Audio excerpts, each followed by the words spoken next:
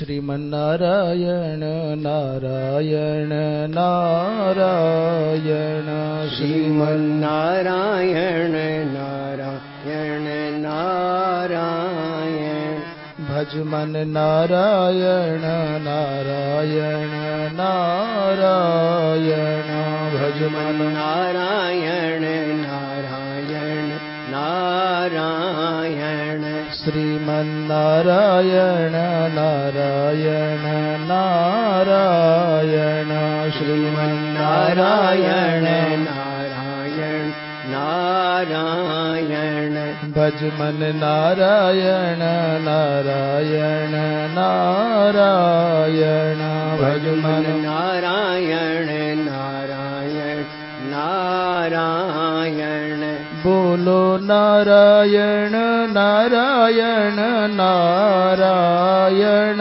बोलो नारायण नारायण नारायण गाओ नारायण नारायण नारायण गावो नारायण नारायण नारायण श्रीमन्नारायण नारायण नारायण श्रीमन्नारायण नारायण नारायण भजमन नारायण नारायण नारायण भजमन नारायण नारायण नारायण बोलिए वृंदावन बिहारी लाल की जय। धर्म की जय हो। अधर्म का नाश हो। प्राणियों में सद्भावना हो। विश्व का कल्याण हो। गो हत्या बंद हो। गौ माता की जय हो। परम पूज्य धर्म सम्राट स्वामी श्री करपात्री जी महाराज की जय हो। गंगा मैया की जय हो। श्री कृष्ण कन्हैया लाल की जय हो। हर हर महादेव। परम श्रद्धेय भगवत कृपा मूर्ति संत वृंद, धर्मानुरागी सज्जन वृंद एवं भक्ति स्वरूपा मातृशक्ति, कल प्रसंग चल रहा था। एक बात, मां गांधारी ने भगवान कृष्ण को साप दे दिया। त्वमपि उपस्थिते वर्षे षट त्रिंसे मधुसूदन, 36वां वर्ष।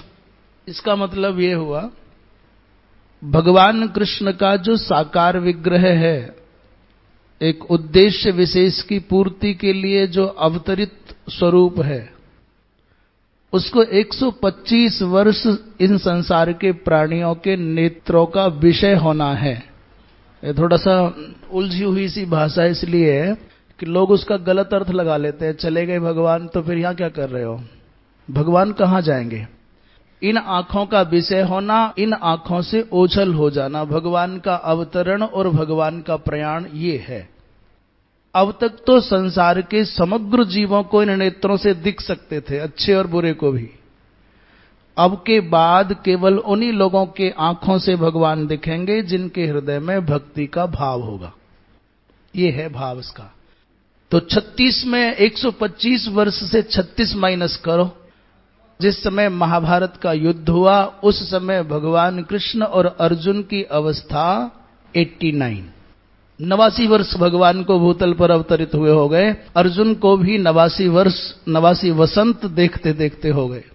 ये सोच लो 90 वर्ष की उम्र में तो इतना भयंकर युद्ध किया गया है, और आज तो और आगे तो, तब ये था, आज ये है, और आगे तो भगवान ही मालिक है। इसलिए मैथिली शरण गुप्त जी ने संभवतः कहा, क्या थे, क्या हो गए हैं और क्या होंगे अभी।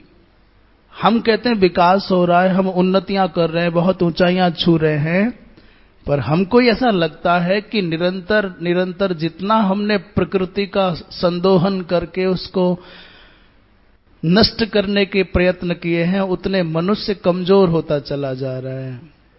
जितने वन उजाड़े, जितनी नदियों को उजाड़ा है, जितने हम पर्वतों को खंडहर बना करके मैदान बनाने पर उतारू हैं, आज थोड़ी सी गर्मी होती है हम विकल हो जाने लगते हैं। गर्मी नहीं बढ़ी है, हमारी सहन शक्ति, हमारा धैर्य कमजोर हुआ है। और धैर्य के कमजोर होने का अर्थ है धर्म का कमजोर होना तुम्हारे जीवन में, क्योंकि धर्म का पहला लक्षण ही धृति है। थोड़ी ज्यादा सर्दी पड़ जाए तो सर्दी वर्दी ज्यादा नहीं पड़ती है, परंतु हमारी जो शारीरिक क्षमताएं हैं वो कमजोर हो गई हैं। बोलिए वृंदावन बिहारी लाल की। एक सबसे ज्यादा जटिल जो चर्चा थी, 1,66,20,000 लोगों की चर्चा अनुश्रुति विद्या के माध्यम से धर्मराज ने धृतराष्ट्र को बताई कि इतने जीव हताहत हुए, हमने उसको चतुराई से जीव कर दिया, प्राणी कर दिया है। तो उनसे पूछो कि महाराज आप अनुश्रुति विद्या का आश्रय क्यों ले रहे हो, सीधे बताओ ना जो आपने देखा है। नहीं, युद्ध के मैदान में इतने लोग डायरेक्ट प्रत्यक्ष युद्ध के मैदान में नहीं आए। और इसका समाधान जब करने की बात आएगी, 18 अक्षौहिणी सेना में कितने लोग होते हैं, तो वो तो बराबर नहीं घटता। एक अक्षौहिणी सेना में 21,870 रथ हैं और इतने ही 21,870 हाथी हैं।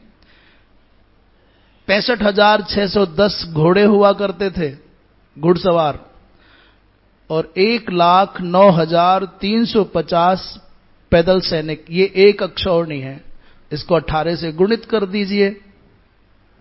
और 18 से गुणित करने का मतलब है 3,93,660 रथ हैं, 3,93,660 हाथी हैं, 11,80,880 घोड़े हैं और 19,68,300 पैदल सैनिक। टोटल इतना है। इस सबको टोटल को जोड़ भी ले तब भी इतना कम है, इतना कम है कि 1,66,00,000 तक पहुंचना ही नहीं है।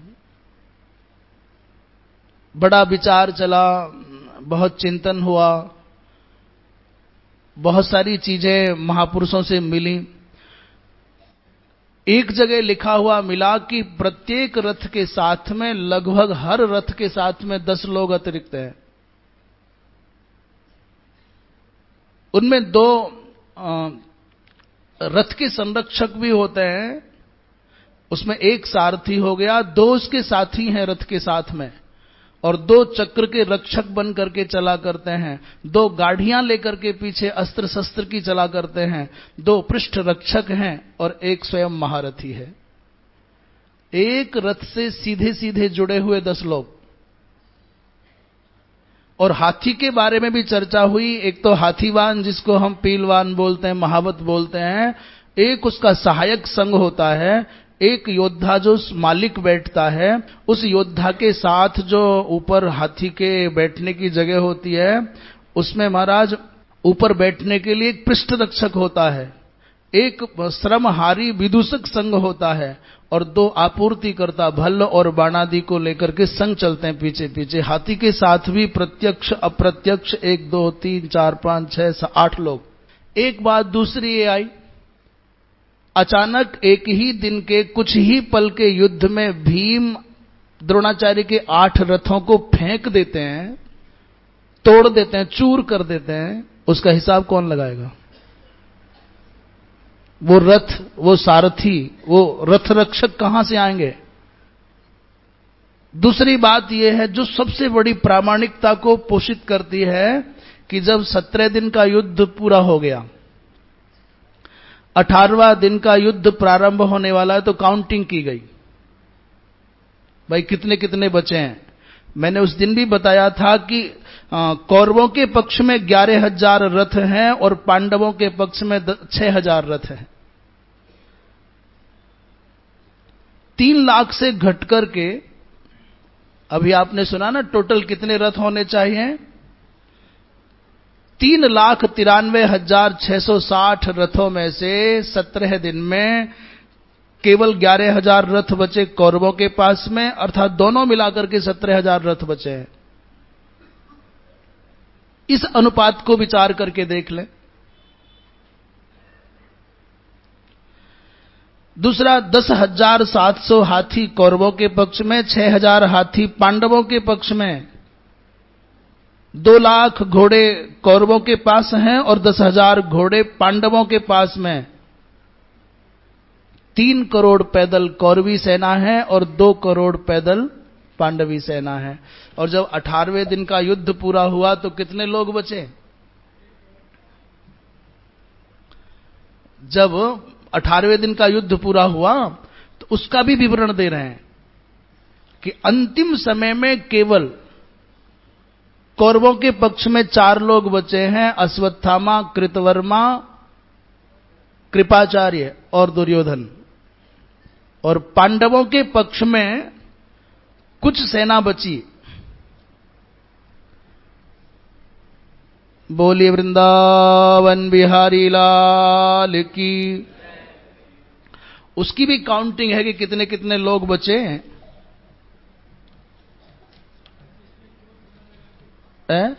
नहीं, पर ये पूरे चर्चा का विषय बहुत लंबे समय से रहा। ये हम किसी और को नहीं सुना रहे, हम तो अपना ही समाधान कर रहे हैं। हमको बहुत परेशान करते थे लोग, महाराज इसका समाधान करो, गीता प्रेस में ऐसा लिखा है वैसा लिखा है, तो हम खोजते रहते थे, इसलिए इसकी चर्चा कर रहे हैं, और तो कोई खास बात नहीं है। हां, तो कुल मिलाकर के ये फिर कैसे मारे गए हैं, ये पाचक कहां जाएंगे, ये बढ़ई कहां जाएंगे, लोहार कुम्हार कहां जाएंगे, टेंट लगाने वाले कहां जाएंगे, वैद्य कहां जाएंगे, सफाई कर्मचारी कहां जाएंगे, करोड़ों की संख्या में लोग मर रहे हैं, उनके अंतिम संस्कार करने के लिए लोग कहां से आएंगे? अंतिम दिन के युद्ध के मैदान में केवल 3-4 के बचने का अर्थ है कि सारे के सारे लोग समेट लिए गए, जितने कर्मचारी थे।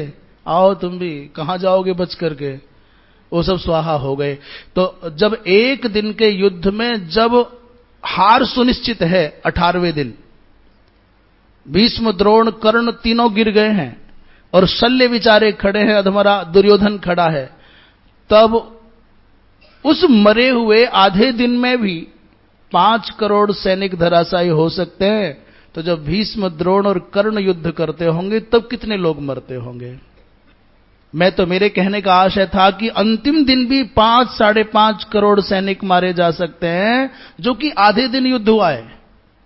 आधे में तो दुर्योधन की जंगा तोड़ना है, दुर्योधन का पलायन है और सब झमेले, उसमें भी 5 करोड़ मारे गए हैं। तो 18 दिन के हिसाब से आप लगा लीजिए, तब तो 1 अरब 66 करोड़ की बात गले उतरने के लायक बन जाएगी। और फिर ये इन आंखों से नहीं देखा गया है, जो इन आंखों से और इस दिमाग से उत्तर दे दिया जाए। वो तो कहते हैं लोमस महर्षि के द्वारा दी गई अनुश्रुति विद्या का ये फल है कि मैं देख पा रहा हूं, जान पा रहा हूं, मैं बता पा रहा हूं। बोलिए वृंदावन बिहारी लाल की। कल जो बात छोड़ी थी, जब कर्ण को जलांजलि देने का नंबर आया, यही छूटा था, है ना? धर्मराज आंखों में आंसू भरे हुए सबका तर्पण कर रहे हैं। जैसे ही कर्ण का नंबर आया तो मां कुंती की आंखों में आंसू आ गए और धर्मराज से कहा, वत्स, ये धीर वीर मानी दानी धर्मात्मा सूर्य पुत्र कर्ण तुम्हारा अग्रज है, तुम्हारा बड़ा भाई मेरा पुत्र था, इसलिए उसको भी जलांजलि दो। कुरुध्वम उदकम तस्य भ्रातुरक्लिष्ट कर्मणः। माता कुंती के इन कर्ण कटु वचनों को सुनकर के धर्मराज आवेश में आ गए और रोते हुए कहा, आज मां आपने हमको कहीं का नहीं छोड़ा। ये बात यदि पहले पता चल गई होती तो न चेदम वै शशम घोरम कौरवांत करम भवेत, ये महाविनाश नहीं होता। रोते रोते धर्मराज ने कर्ण को जलांजलि दी और बड़ी श्रद्धा के साथ कर्ण का प्रेत कृत्य भी संपन्न किया, जो भी मरणांत क्रियाएं होती हैं। और तर्पण आदि करने के बाद, उन विधियों का पालन करने के बाद अचानक आवेश में आकर के धर्मराज ने कहा, मां, आज मैं समग्र स्त्री जाति को एक शाप देता हूं। अतो मनसि यद्गुह्यम स्त्रीणाम तन्न भविष्यति। कोई बात तुमको प्रचारित करनी हो तो कहीं मत कहिए, 2-3 माताओं में बैठ करके चुप से कहो और कह दो कि बोलना नहीं, किसी को बताना नहीं। ये कहना जरूर है, और ये नहीं कहा तो प्रचार कम होगा। देखो, हम तुम पर भरोसा करके सिर्फ तुमको बता रहे हैं, किसी को बोल मत देना। और जितनी फोर्सली आप ऐसा कहोगे ना कि बोलना नहीं, उतना ही वो शक्ति काम करेगी, उतनी ही ज्यादा प्रेरणा के साथ में बात आगे बढ़ेगी। इसलिए निवेदन के साथ कह रहे हैं, जब भी कहो तो ये जरूर कह देना, किसी को बताना नहीं। शशाप च महातेजा सर्वलोकेशु योषितः न गुह्यम धारयिष्यन्ति एवं दुख समन्वितः। दुखी होकर के आगे कथा आएगी। भगवान कृष्ण से चर्चा करते हुए धर्मराज ने स्वीकार किया कि केशव, जब कभी मुझको बहुत क्रोध आता था, बहुत आवेश में भर जाता था, और अचानक मेरी नजर कर्ण के चरणों पर पड़ जाती थी तो मेरा क्रोध शांत हो जाता था। पूछा, ऐसी क्या खास बात थी? बोले, जैसे ही मेरी नजर कर्ण के चरणों पर पड़ती थी, मुझको माता कुंती के और कर्ण के चरण एक जैसे दिखाई देते थे। आज मैं अपराध बोध से जला जाता हूं। अजानता मया भ्राता राज्य लुब्धेन घातितः तन्मे दहति गात्राणि तूल राशि मिवा नलह। जैसे कपास के ढेर को अग्नि जला करके खाक कर देती है, ठीक वैसे ही मैं पश्चातापाग्नि में, मैं अपराध बोध की अग्नि में जल करके भस्म होता जाता हूं। मैंने राज्य के लोभी व्यक्ति ने अपने भाई को मार दिया। जब कभी भगवान नारद जी महाराज से कहते हैं, हे देवर्षे, जब कभी मेरी नजर द्यूत सभा का स्मरण करके क्रोध आता था कर्ण पर उनके चरणों को देखते ही सहसोत्पतिता पतित क्रोध कर्णम दृष्ट्वा प्रशाम्यति, उस कर्ण के मुख को देखते, उनके चरणों को देखते मेरा क्रोध शांत हो जाता था। मैं सोचता था कि मां कुंती के चरणों में और कर्ण के चरणों में समानता कैसे हो गई, और सोचते सोचते मेरा जीवन गुजर गया, पर इसका कारण नहीं जान पाया। कुंत्या ही सदृशौ पादौ कर्णस्येति मतिर्मम सादृश्य हेतु मनविंदन प्रथायास्तस्य चैव।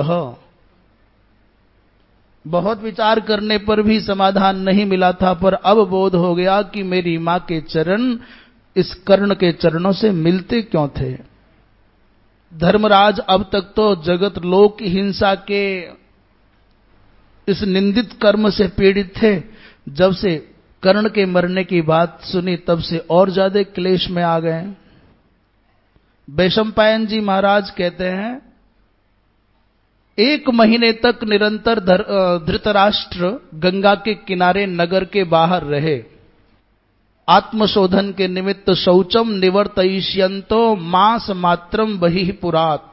वहीं नारद जी आए, व्यास जी आए, देवल, कण्व आदि धर्मात्मा महात्मा धर्मराज को उपदेश देने के लिए आए। धर्मराज ने कहा, भगवान कृष्ण की कृपा, ब्राह्मणों का आशीष, भीम और अर्जुन के बल के आश्रय से हमने विजय प्राप्त की है। पर प्रश्न कर रहे हैं कि नारद जी से पूछ रहे हैं, अभी पीछे आपने जो कथा सुनी वो कर्ण ने शल्य को बताई, पर यह बात धर्मराज तो जानते नहीं है। धर्मराज ने नारद जी से पूछा, भगवान, इस सूर्यपुत्र कर्ण का रथ धरती में क्यों गढ़ा?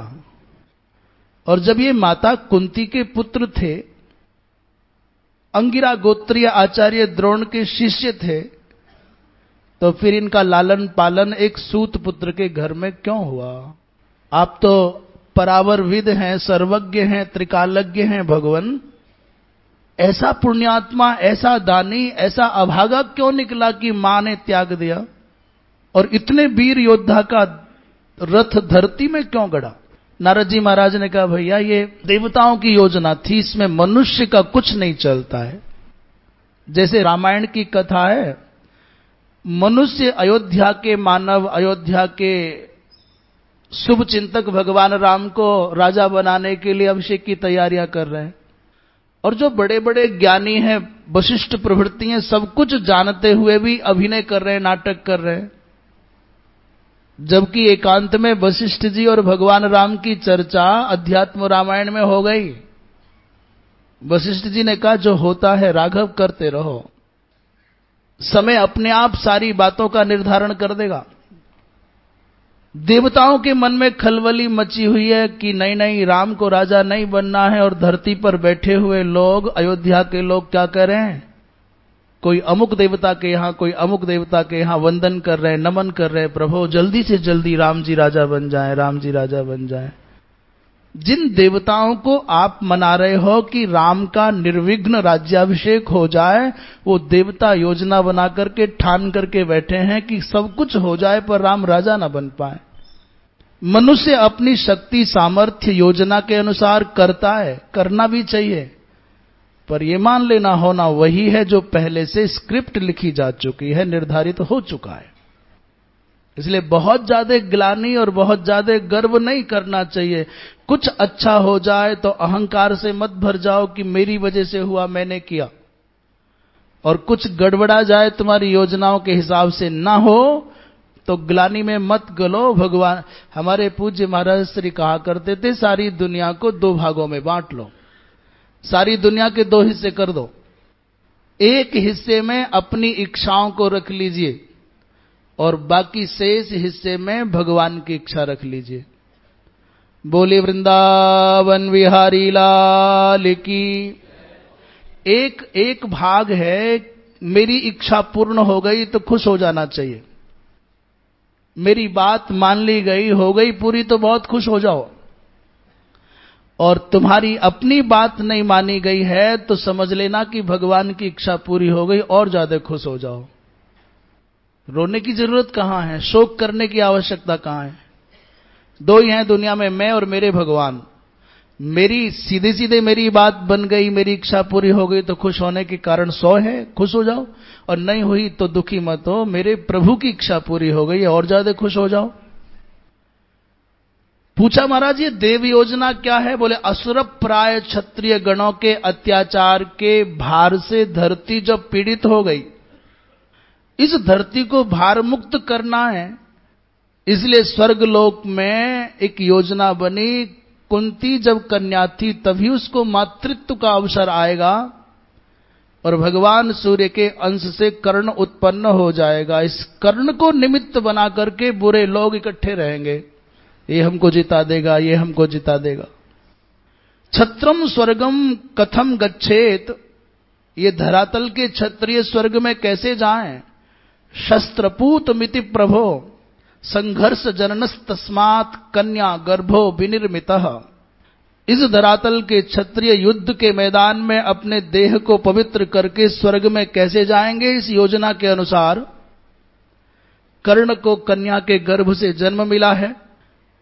इसी कारण कर्ण जब द्रोणाचार्य जी महाराज से ब्रह्मास्त्र मांगने लगे, गुरुदेव आपने अश्वत्थामा को सिखाया है, आपने अर्जुन को ब्रह्मास्त्र दिया है, तो मुझको भी ब्रह्मास्त्र सिखाओ। परंतु द्रोणाचार्य जी महाराज ने कहा, वत्स, जो संयत आत्मा ब्राह्मण और धर्मनिष्ठ धीर गंभीर क्षत्रिय होगा उसी को इस ब्रह्मास्त्र की प्राप्ति संभव है। ब्रह्मास्त्रम ब्राह्मणो विद्यात यथावत चरितव व्रतः, और क्षत्रियो व तपस्वियो नान्यो विद्यात कथंचन। जो अधीर व्यक्ति है उसको ब्रह्मास्त्र नहीं मिलेगा, चाहे ब्राह्मण हो चाहे क्षत्रिय। जो तपस्वी नहीं है उसको भी ब्रह्मास्त्र नहीं मिलेगा, चाहे कोई हो। जो सदाचारी है, जो मर्यादाओं के पालन में निष्ठा रखते हैं, इसलिए वत्स तुमको ये नहीं मिलेगा। कर्ण आवेश में आ गए और श्री परशुराम जी महाराज के पास में जाकर के कहा, भगवान भार्गवोस्मि, मैं भार्गव गोत्रीय ब्राह्मण हूं, बड़ी श्रद्धा से सेवा करते हैं। गुरुजी बहुत जल्दी प्रसन्न हो गए। महेंद्र पर्वत पर बड़े बड़े दिव्य आचार्य आते हैं, देवता यक्ष गंधर्व राक्षस आते हैं, और परशुराम जी महाराज के पास रहते रहते कर्ण ने सबके साथ में मित्रता कर ली। अच्छा व्यवहार है, व्यवहार कुशल है। प्रियश्च अभवत अत्यर्थम देव दानव रक्षसाम, सबके प्रिय हो गए। पर एक दिन की दुर्घटना ये घट गई कि अभ्यास के कारण अनजाने में कर्ण के द्वारा एक विजय नामक अग्निहोत्री ब्राह्मण की गाय का बछड़ा मर गया। ये नारद जी महाराज धर्मराज को सुना रहे हैं। उसने साफ दे दिया, जाओ, जब तुम युद्ध के मैदान में अपने प्रमुख शत्रु के सामने हो गए तो तुम्हारे रथ को धरती निगल जाएगी, तुम्हारा जाएगा। परशुराम जी महाराज तो बड़े प्रसन्न रहते थे कर्ण पर। एक दिन आग्रह करने पर परशुराम जी महाराज ने कर्ण को ब्रह्मास्त्र का उपदेश कर दिया। एक सूक्ष्म परिवर्तन देखने में आ रहा है। महाभारत में लिखा है, जैसे ही ब्रह्मास्त्र प्राप्त हुआ तो कर्ण के व्यवहार में बदलाव आने लग गया। जब आप किसी योजना के तहत कोई लक्ष्य बना करके किसी के पास जाओगे कपट पूर्वक, छल पूर्वक, तो जब तक आपका लक्ष्य पूर्ण नहीं होगा तब तक आपकी आंखें, आपकी वाणी, आपके आचरण बड़े सौम्य होंगे। और उद्देश्य पूरे हो जाने पर आपको लगेगा कब छुट्टी मिले, कब मैं जाऊं, तो न सेवा में रस आएगा, न दृष्टि में स्वाद आएगा और न वाणी में वो भाव रह जाएगा। ब्रह्मास्त्र मिल जाने के बाद कृतकृत्यता के कारण कुछ अहंकार की वृत्ति आने लग गई। सेवा में कुछ कुछ प्रमाद की झलक आने लग गई। सेवा तो पहले जैसी हो रही पर सेवा में रस नहीं, अब काम हो रहा है। कभी आदमी के व्यवहार से लग जाता है कि आज काम हुआ है कि सेवा हुई है। जब सरसता होती है, आत्मीयता झलकती है, समझो सेवा चल रही है। और जब लापरवाही आने लग जाए, चेहरे पर विकार दिखने लग जाए, वाणी में झल्लाहट आने लग जाए, बोले अब आजकल काम हो रहा है। और जब काम होने लग जाए तब फिर समझ लो कि विदाई के पल आ गए हैं।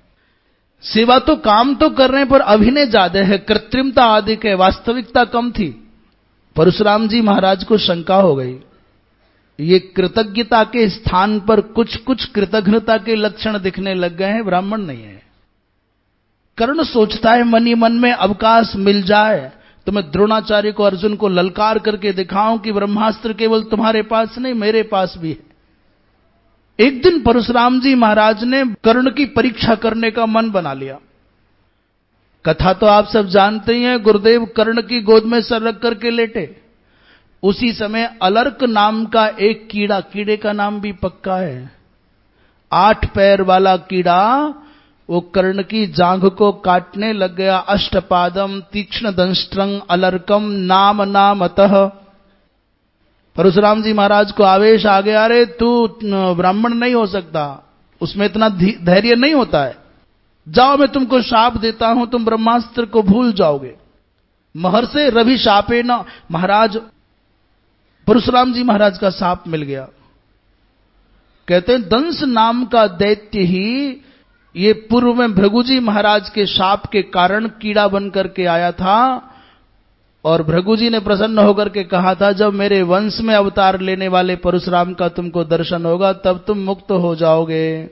क्रोध में भर करके अपने आप को ठगा हुआ महसूस करके ऐसा लगा कि गद्दारी हुई है, विश्वासघात हुआ है, तो थोड़े भावुक होकर के परशुराम जी ने पूछा, रे कर्ण तुमने मेरे साथ छल क्यों किया, तुमने झूठ क्यों बोला?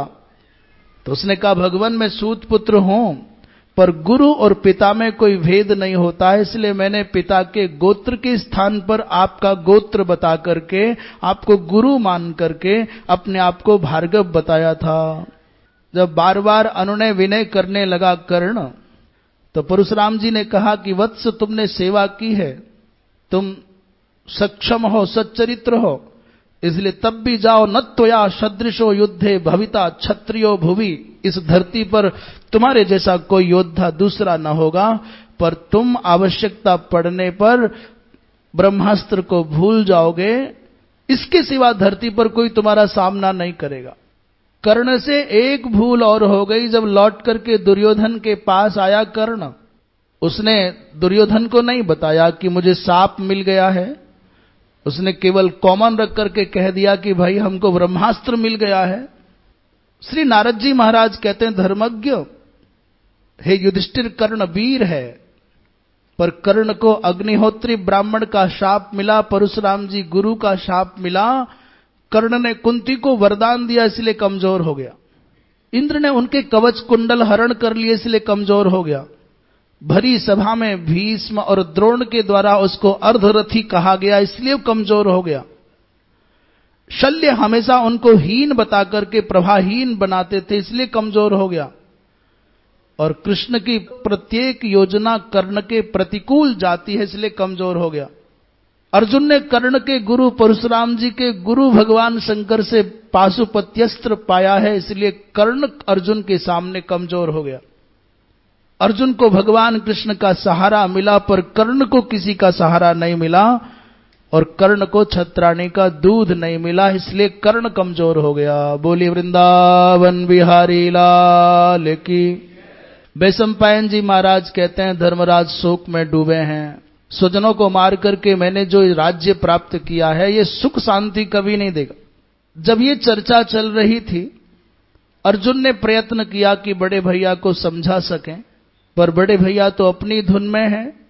वो कहते हैं, धनंजय, यदि कोई पाप कर्म हो जाए, अशुभ कर्म हो जाए, निंदित कर्म हो जाए, तो उसको नष्ट करने के 5 प्रकार हैं।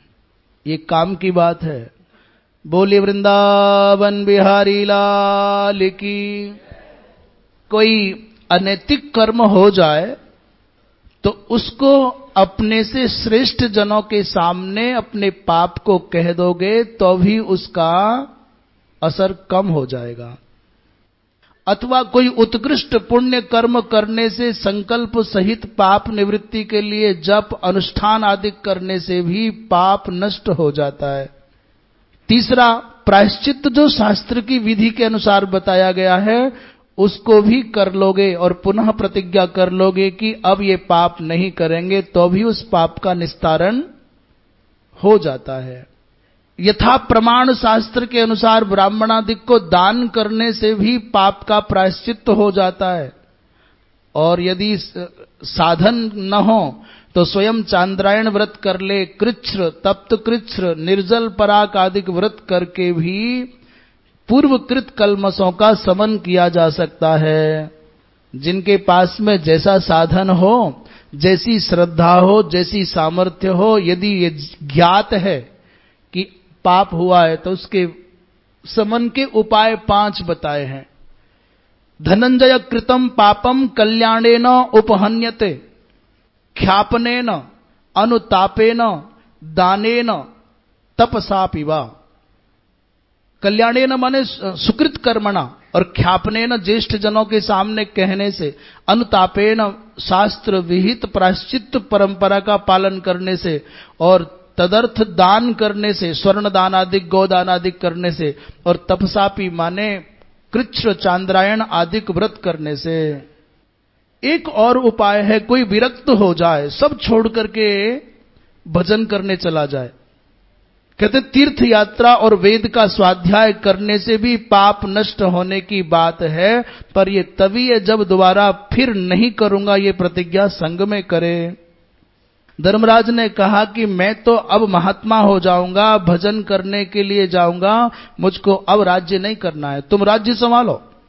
जैसे ही धर्मराज ने इस भयंकर हिंसा मूलक अपराध का स्वयं को हेतु माना, कारण माना और पलायन का मार्ग चुना, तो अर्जुन महाराज ने बहुत प्रकार से धिक्कारते हुए कहा, धिगस्त्वधनता मिह।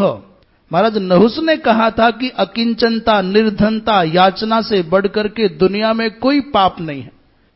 आप सम्राट होकर के, क्षत्रिय होकर के, विजेता होकर के भीख मांग करके खाओगे, इससे भला आपका यश बढ़ेगा, आपको शांति मिलेगी? महाराज, बिना पुण्य के ना विजय मिलती है, ना साम्राज्य मिलता है, ना यश मिलता है। और परमात्मा ने आपके भाग्य में विजय भी, साम्राज्य भी और कीर्ति भी दी है।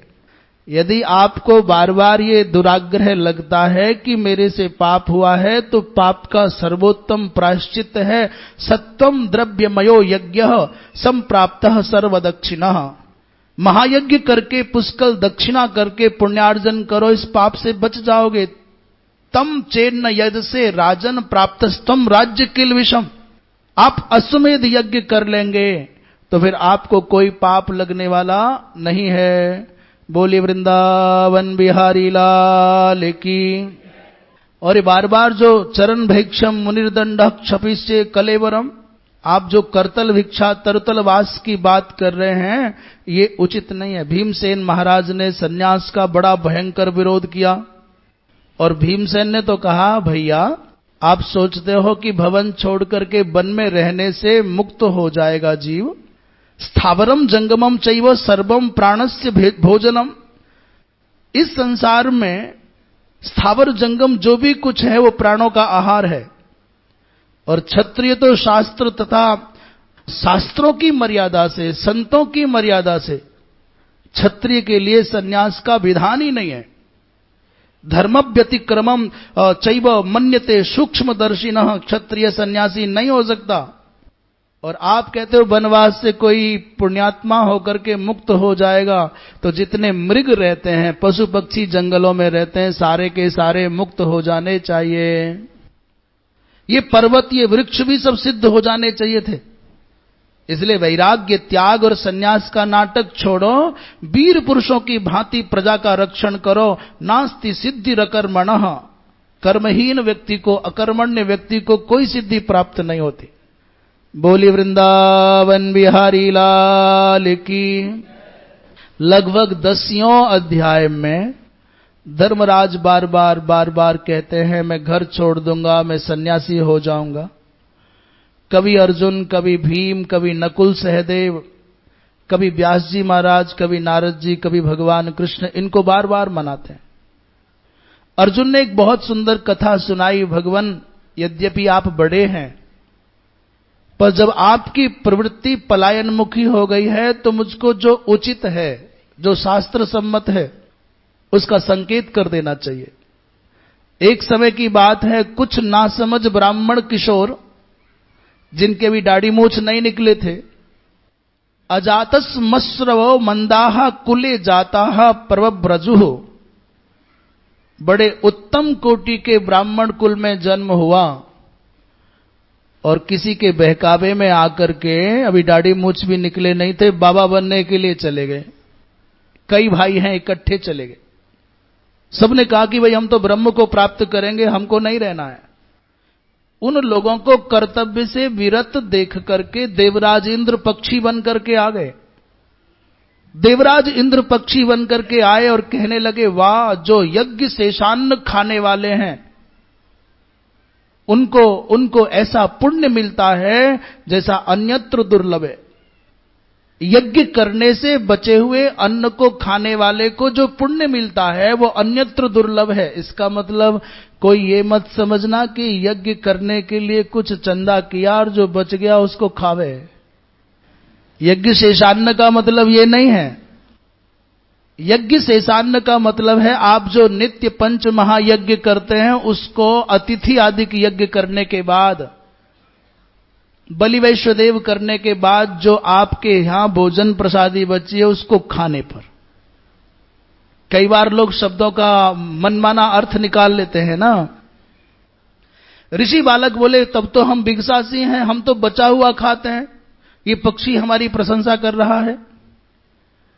उस पक्षी ने कहा, अरे मूर्खो, तुम तो उच्छिष्ट खाने वाले हो, तुम्हारी प्रशंसा नहीं है, ना हम युष्मान प्रशंसामि। वो बाल ऋषि बोले, पक्षीराज, यदि ऐसा है तो हमको आप धर्म का उपदेश करिए। देवराज इंद्र जो पक्षी बनकर के आए थे उन्होंने कहा, महाराज, 4 पैर वालों में गऊ सबसे श्रेष्ठ है, धातुओं में स्वर्ण सबसे श्रेष्ठ है, और साधारण शब्दों में मंत्र सबसे श्रेष्ठ है। उसी प्रकार मनुष्यों में, द्विपादों में ब्राह्मण सबसे श्रेष्ठ है। ब्राह्मणों द्विपदाम्बरः। और ये ब्राह्मण उचित समय पर वैदिक संस्कार कर ले, अपनी शास्त्रीय मर्यादा का पालन करता हुआ गृहस्थ आश्रम के द्वारा सिद्धि को प्राप्त करता है, मुक्त हो जाता है। सिद्धि क्षेत्रमिदं पुण्यम अयमेवाश्रमो महान। गृहस्थ आश्रम से बढ़कर के धरती पर कोई दूसरा मुक्ति का केंद्र नहीं है। समग्र जीवों के पालन पोषण की जिम्मेदारी गृहस्थ के ऊपर।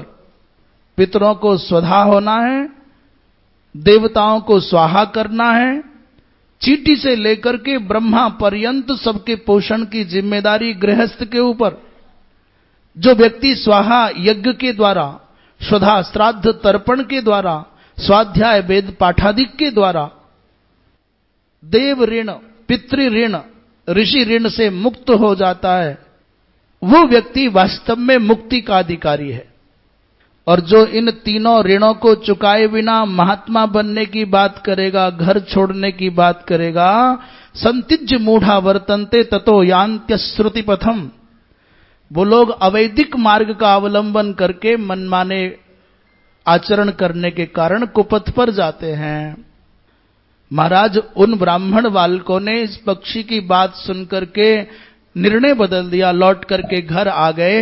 और हमने सुना है कि सब लोगों ने गृहस्थ आश्रम का आलंबन करके शास्त्राचार के द्वारा अपने जीवन को कृतकृत्य किया। इसलिए आप भी घर में रह करके ही सब कुछ ठीक करो।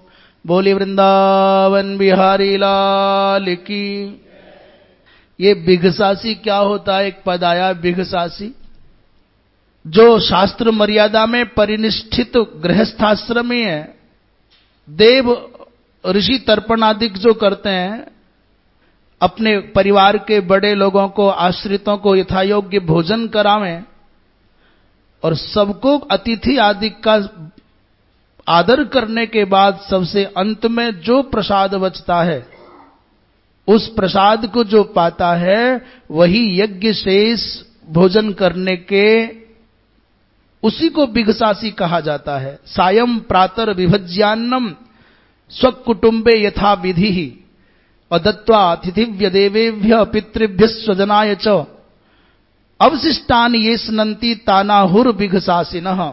यज्ञ शिष्ट भोजन करने वाला अथवा बिघसासी वही है जो सबको सम्मानित करके, सबका आदर करके, सबको भोजन पवा करके बाद में खावे।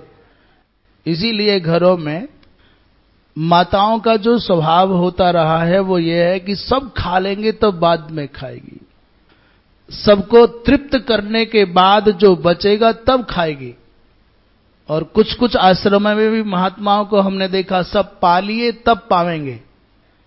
किसी किसी और का भी नियम होगा, बच्चों को, बूढ़ों को, अतिथियों को, घर के सब लोगों को खिलाने के बाद जो बचता है, और उसमें भी वो जरूर जोड़ लेना, बलि वैश्वदेव आदि करने के बाद, सबको खिलाने के बाद जो बचता है उसको खाने वाले व्यक्ति को यज्ञ शिष्टान्न प्रसाद पाने का पुण्य मिलता है, बिघसासी होने का पुण्य मिलता है। इसलिए माताओं को विशेष पुण्य की प्राप्ति संभवतः होती होगी, क्योंकि सबसे बाद में खाती रही हैं हमेशा ही। नकुल सहदेव ने, द्रौपदी ने भी समझाया है, महाराज ये ठीक नहीं है, गृहस्थ आश्रम की बड़ी महिमा का वर्णन हुआ है और बहुत ज्यादा आपके मन में प्रायश्चित्त की भावना है, तो बाबा अच्छा है, क्रतु मुखो स्वासृजन, यज्ञ करो, आपके समग्र दोषों का निस्तारण हो जाएगा। सहदेव जी महाराज ने क्षमा मांगते हुए कहा, भगवान आप बड़े, वास्तव में मम और न मम ये दो अक्षर हमारे बंधन और मुक्ति में कारण हैं। यक्षरस्तु भवेन मृत्युस्त्यक्षरम ब्रह्म शाश्वतम, ममेति च भवेन मृत्यु न ममेति च शाश्वतम। मैं तो आपसे निवेदन कर सकता हूं बाबा, इस संसार में मम माने मेरा और न मम माने मेरा नहीं, इतने में सारा का सारा जगत बंधा हुआ है। एक बड़ी सुंदर कथा परम श्रद्धेय अखंडानंद जी महाराज ने मम और न मम पर सुनाई है। अपने किसी भागवत जी में उन्होंने कथा सुनाई, प्रसंग बस याद आ गई। उन्होंने कहा कि एक कोई सज्जन ट्रेन में यात्रा कर रहे थे।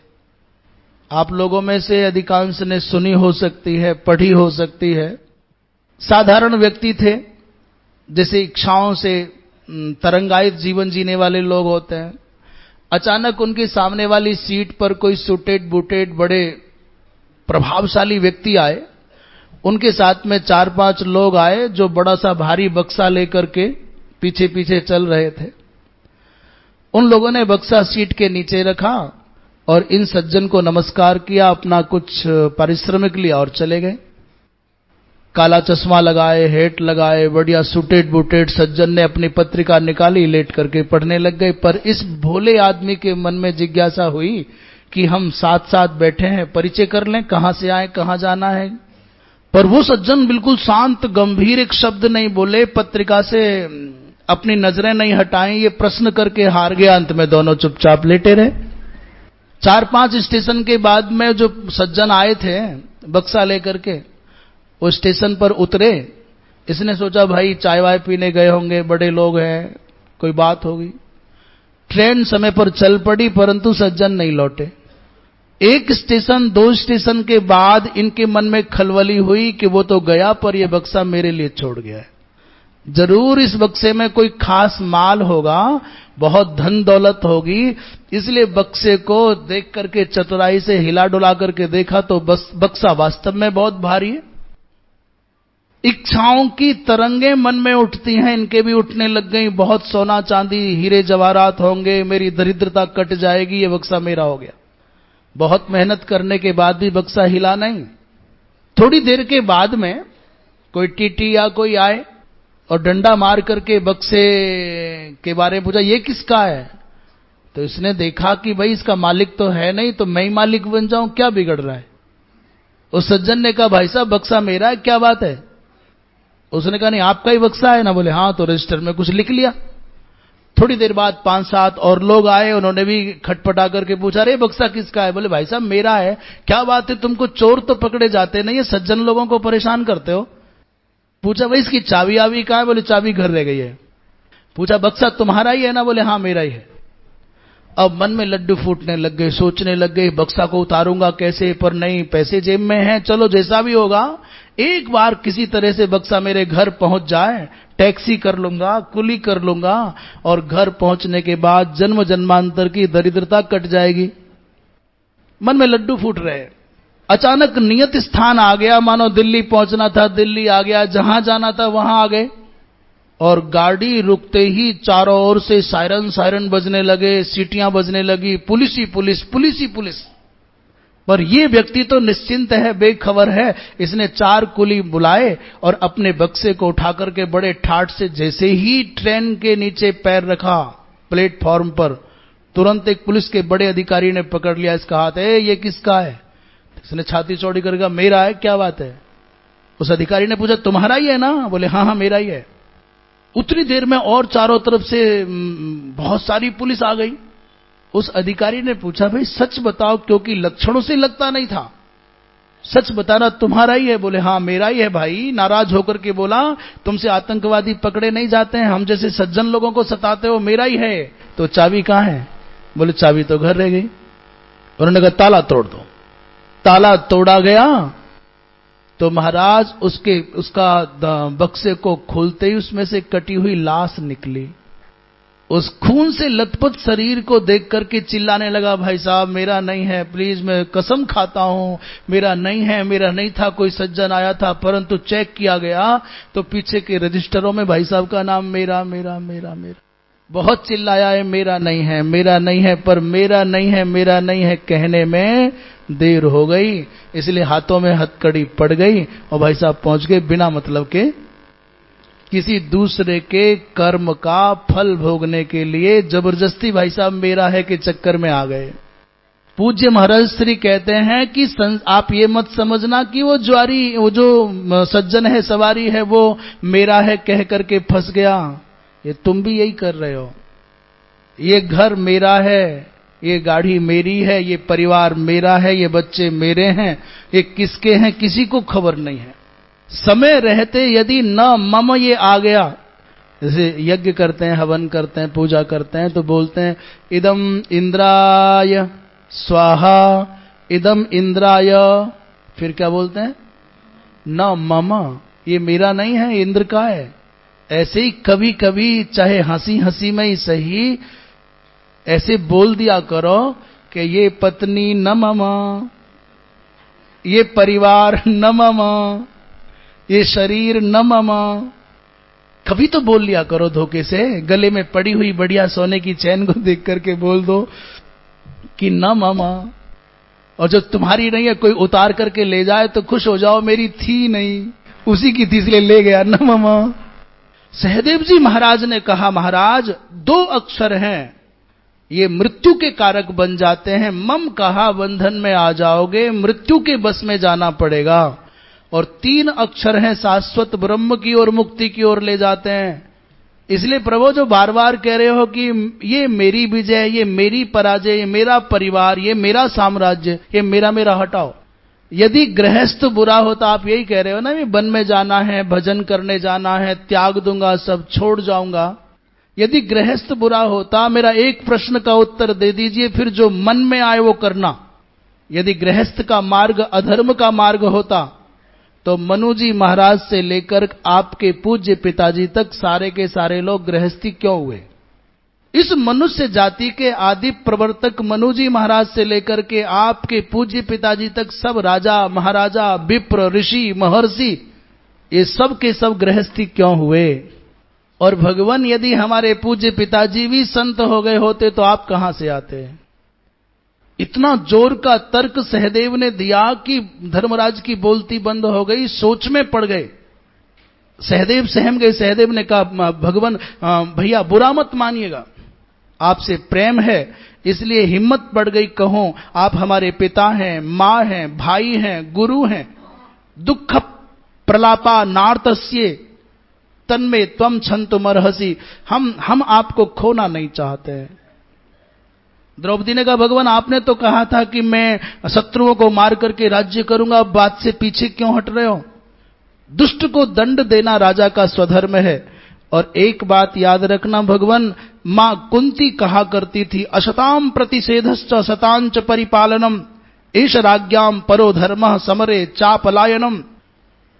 युद्ध से पलायन न करना, दुष्टों को दंड देना, सज्जनों का रक्षण करना, धर्म की रक्षा करना, ये राजा का धर्म है, क्षत्रिय का धर्म है। मेरी मां कुंती ने कितने बार कहा कि तुम सम्राट बनोगे, तुम सम्राट बनोगे। भगवान मां के वचनों को सत्य सिद्ध करने के लिए ही सही, पर आप वन में नहीं जा सकते। एक बार फिर अर्जुन जी महाराज ने मोर्चा संभाला।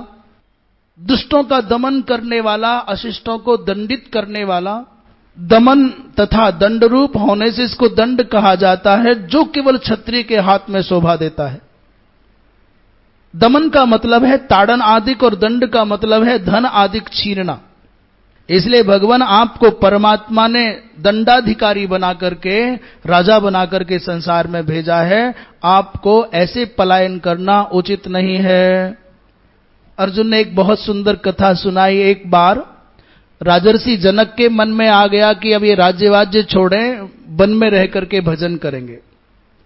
वो सन्यास का विचार करके जब जाने लगे तो माता सुनैना ने कहा, महाराज जनक रागद्वेष मुक्त हैं, क्रिया रहित हैं, मुट्ठी भर चना खा करके अकिंचन होने की भावना कर रहे हैं।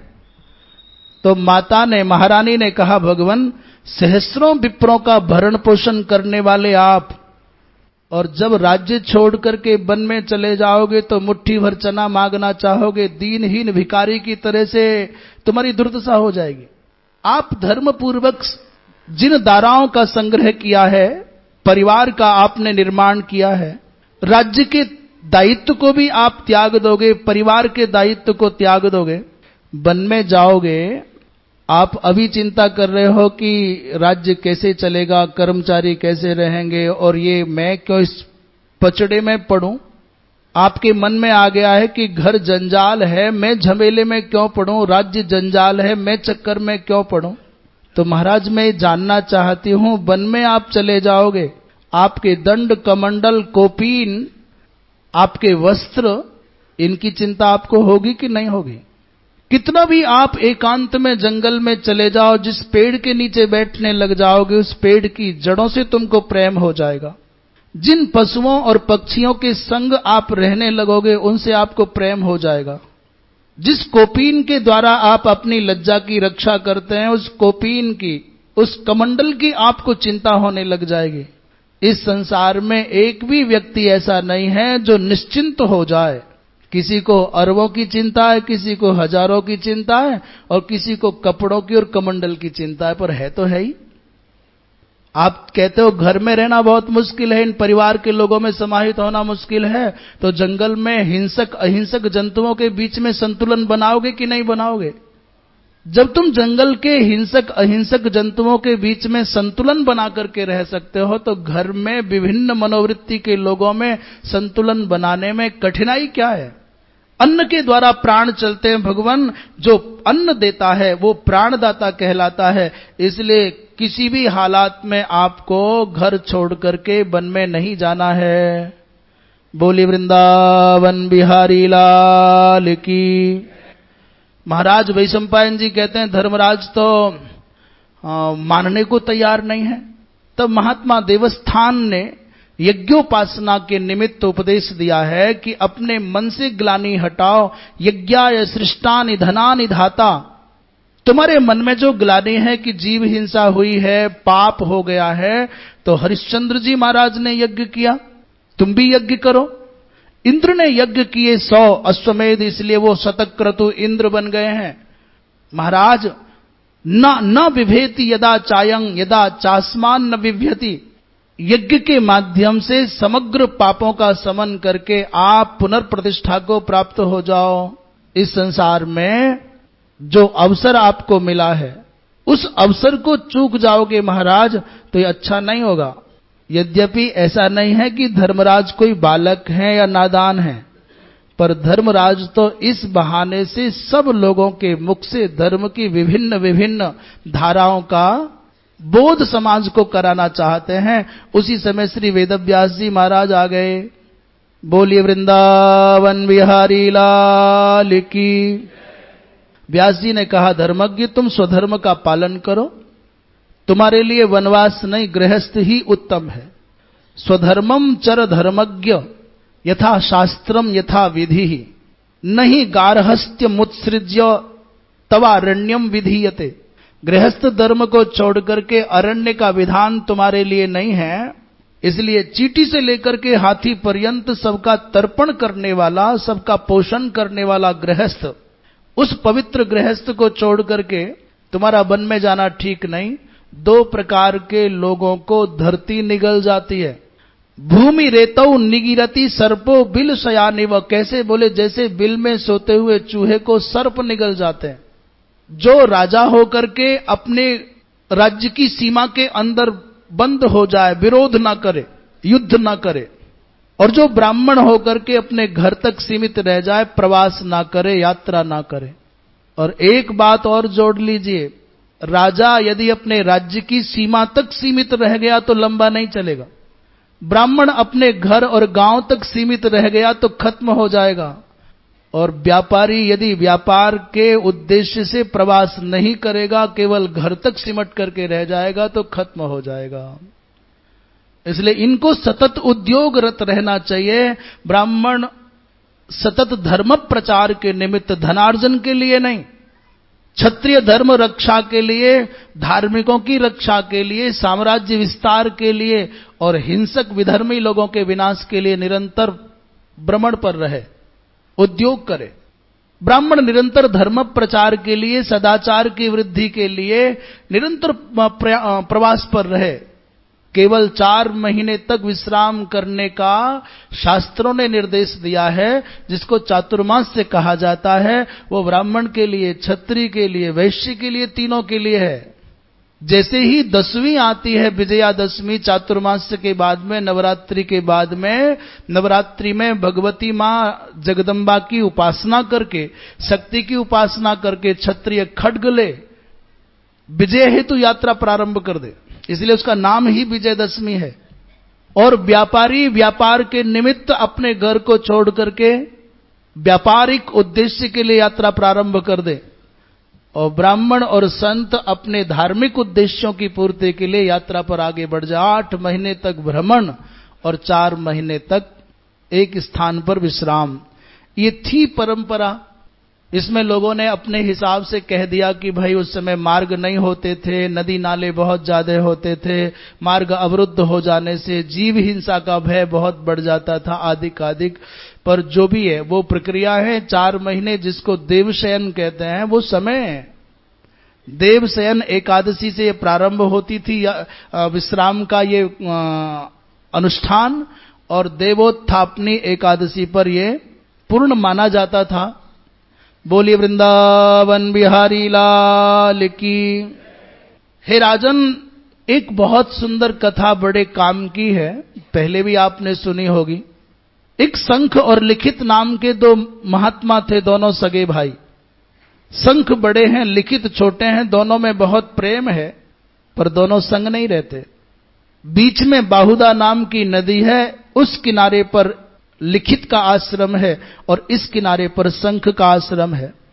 एक दिन अचानक लिखित अपने बड़े भाई के दर्शन करने के लिए उनके आश्रम पर पधारे, पर बड़े भैया नहीं है।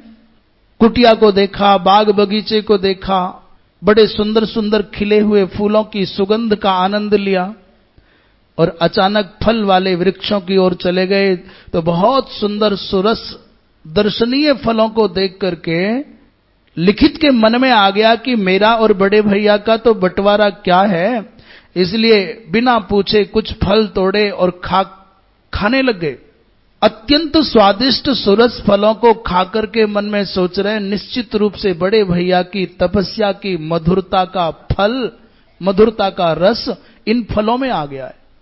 जिस क्षेत्र में, जिस स्थान पर संत तप करते हैं, वहां की प्रकृति भी बहुत सौम्य हो जाती है, आनंद से भर जाती है। वहां के वृक्ष, वहां के पशु, वहां के पक्षी, आप देखोगे जहां कोई संत दिव्य साधना करते होंगे, वहां की प्रकृति में आपको ऐसी एक सम्मोहनी शक्ति का दर्शन होगा कि आप जाओगे, आपको लगेगा नहीं मैं ऐसी जगह आ गया हूं जहां इससे पूर्व ये सुख नहीं मिला था, आनंद नहीं मिला था। फल खाते खाते अचानक देखा कि बड़े भैया आ गए हैं, तो फलों की प्रशंसा करने लगे। भैया, आपकी तपस्या का प्रभाव इन फलों के रस में आ गया है। बड़े भैया ने पूछा, भाई तुमको कैसे पता चला कि फल मीठे हैं, बहुत अच्छे हैं, मेरी तपस्या का प्रभाव आ गया है? उसने कहा, भैया मैंने तोड़ करके खा करके देखे हैं। तो गुस्से में भर करके बड़े भाई शंख ने कहा, स्तेयम त्वया कृतमिदम फलान्यादा आददता स्वयं। तुमने बिना पूछे फल खाए हैं भैया, चोरी की है, तुमने अपराध किया है। इस कथा को केवल कथा की दृष्टि से मत सुनो। छोटा भाई बड़े भाई की किसी वस्तु को, फल जैसी साधारण वस्तु को भी बिना पूछे लेता है, वो भी हमारे महापुरुषों की, ऋषियों की परंपरा में चोरी मानी जाती है। उस बड़े भाई ने कहा कि तुमने चोरी की है, जाओ राजा के पास, अपने अपराध को सुनाओ और वो जो दंड दें उस दंड को भोग करके शुद्ध हो जाओ। लिखित ने एक बार भी ये नहीं कहा कि बड़े भैया क्या कर रहे हो आप।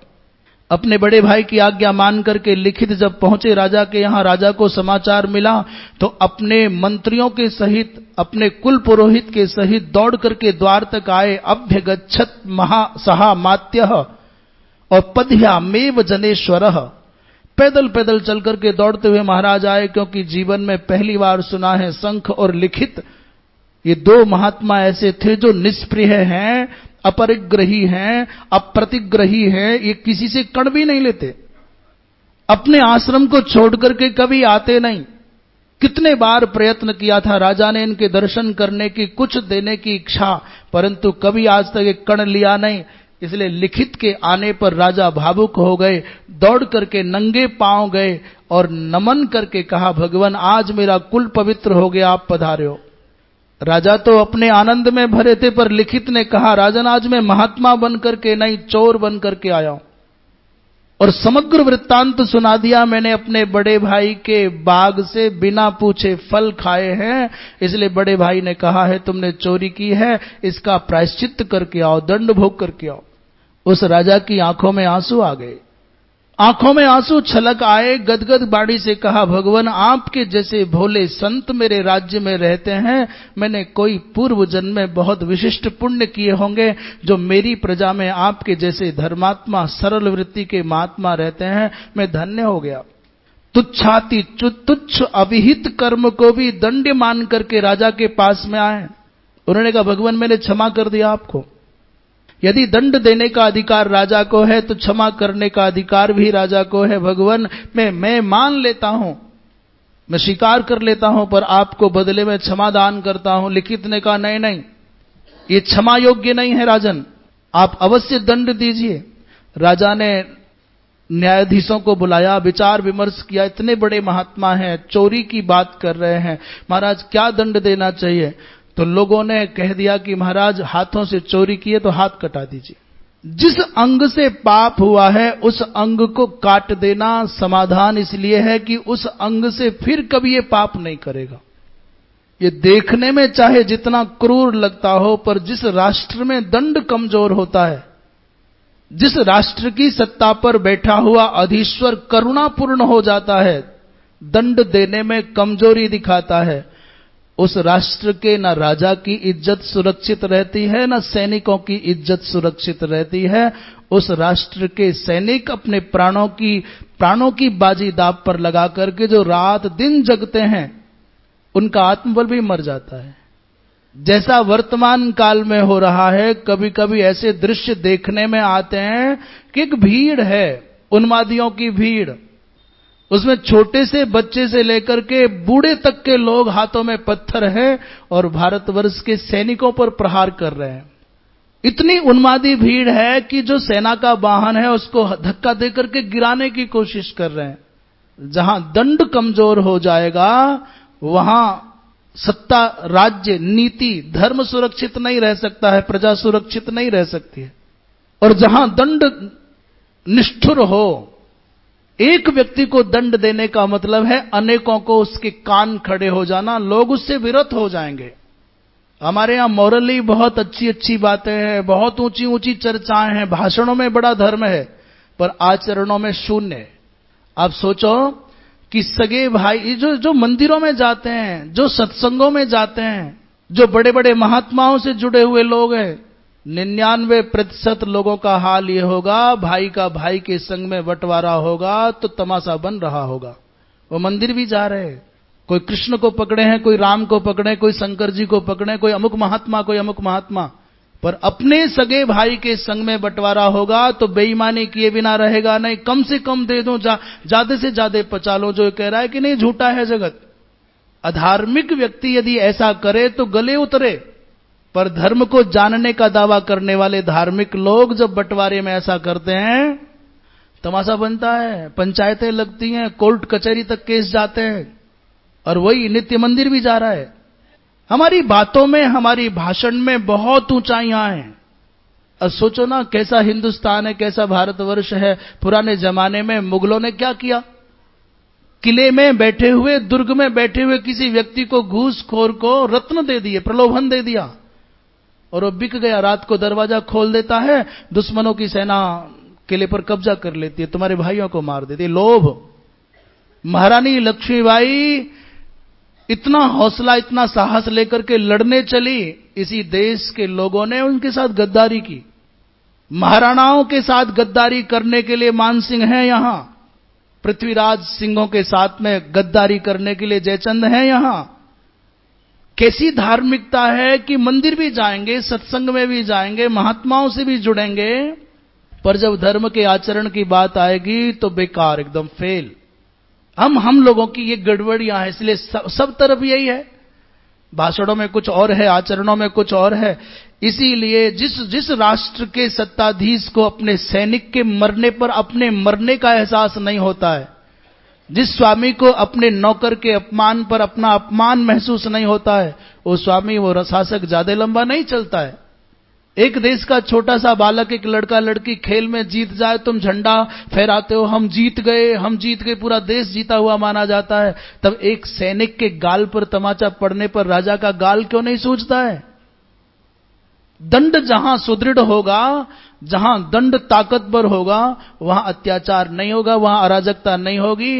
एक बार में घोषणा करा दें कि सीधे गोली मारी जाएगी जो सामने आएगा सेना के सामने, ना कहीं पत्थरबाज आएंगे और ना कहीं अलगाववादी आएंगे, ना बेईमान आएंगे, ना चोर आएंगे, ना आतंकी आएंगे। राजा ने हाथ कटा दिए एक महात्मा के। लिखित के जब हाथ कट गए, हाथों से खून बह रहा है, बड़े भैया के पास में, संघ के पास में आकर के कहा, भैया मैंने आपकी आज्ञा का पालन कर लिया, अब तो आप नाराज नहीं है ना? बिना हाथ के छोटे भाई को देख करके शंख की आंखों में आंसू आ गए। करुणा से हृदय भर गया और कहा, भैया जाओ, बाहुदा नदी में स्नान करके तुम नित्य का तर्पण करो, सूर्यार्घ दो। बड़े भैया के कहने पर लिखित नदी में स्नान करने गए और जैसे ही स्नान करके स्वभाव के कारण स्नानांग तर्पण के लिए दोनों हाथ करने का भाव आया तो महाराज वो नए हाथ आ गए। जैसे ही स्वभाव के कारण आदतन, जैसे क्या होता है, कुछ लोगों के बाल होते हैं, मूछें भी होती हैं, तो भोजन करते समय खीर पीना हो, कुछ करना हो, ऐसे करना पड़ता है बार बार। अब जिसको ये अनुभव होगा वो समझ जाएगा। फिर करा ले मुंडन, उसके बाद भी कुछ खाएगा पिएगा तो अभ्यास के कारण ऐसे जरूर करेगा। करे है कुछ नहीं, कर क्या रहे हो, आदत। एक सज्जन थे, उनको अपने बार बार बाल ऐसे झटकने की आदत थी, ऐसे। एक बार हो गया मुंडन तो बात करते करते बार बार ऐसे करे, भाई क्या कर रहे हो? बोले जी भूल जाता हूं, मैं बाल ठीक करता हूं अपने। स्नानांग तर्पण के लिए जैसे ही हाथ आगे बढ़ाए, महाराज नए हाथ आ गए। प्रादुरास्ताम ततस्तस्य करौ जलज सन्निभौ। कमल के जैसे सुंदर कोमल कोमल नूतन हाथ आ गए। प्रसन्नता के मारे भाई दौड़े दौड़े आए, लिखित और बड़े भाई के चरणों में लेट करके कहा, भैया मेरे हाथ आ गए हैं, नवीन हाथ आ गए। बड़े भैया ने कहा, भैया ततस्तमब्रवीत शंखः तपसेदं कृतम मया। मैंने ही अपनी तपस्या के बल से, संकल्प से तुमको नवीन हाथ दिए हैं। पुराने जिन हाथों से तुमको अपराध बना था, कलमस लग गया था, उनके स्थान पर अब पवित्र निष्कलमस हाथ आ गए हैं। इस कथानक के साथ में जोड़ लेना, माता रेणुका के वध की आज्ञा जमदग्नि जी महाराज ने परशुराम जी को दी, क्यों?